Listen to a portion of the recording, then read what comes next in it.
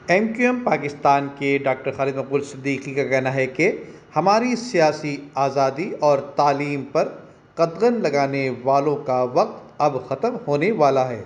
MQM general worker इजलास से खिताब करते हुए इनका कहना था कि पाकिस्तान आज़ादी के बाद ऐसे लोगों के हत्थे लगा जो सबसे बड़े गुलाम थे।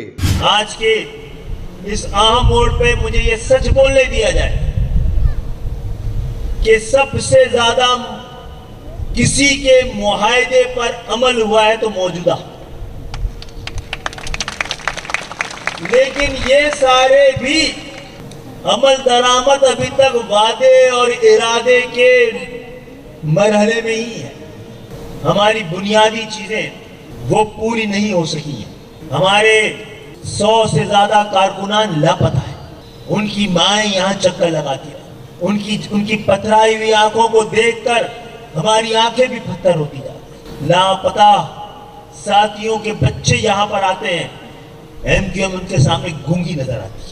खालिद मकबूल सिद्दीकी का कहना था कि पाकिस्तान आज जमहूरियत की ऐसी पोजीशन पर मौजूद है जैसे तूफान में फंसे हुए जहाज की हुआ करती है। जो कुछ वादा और इरादा था वो इतना ज्यादा नहीं था कि कम से कम हमें ये तसल्ली तो होती कि हम दोस्तों के साथ हैं। उनकी कुछ मजबूरियां हैं, कुछ मुश्किलात हैं, उसके लिए कई साल इंतजार किया।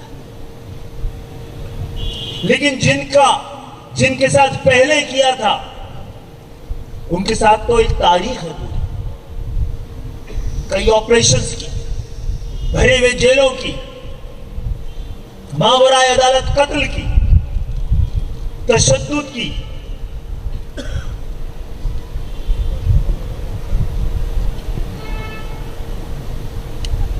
पाकिस्तान पीपुल्स पार्टी जिसने 11-12 साल में सिंध के शहरी इलाकों को मुकम्मल तौर पर मायूस कर इग्नोर कर और दुश्मनी के हद तक उठाए हुए इक़दाम के जरिए अपने आप को हमारे लिए ऑप्शन बाकी ही नहीं रहने दिया।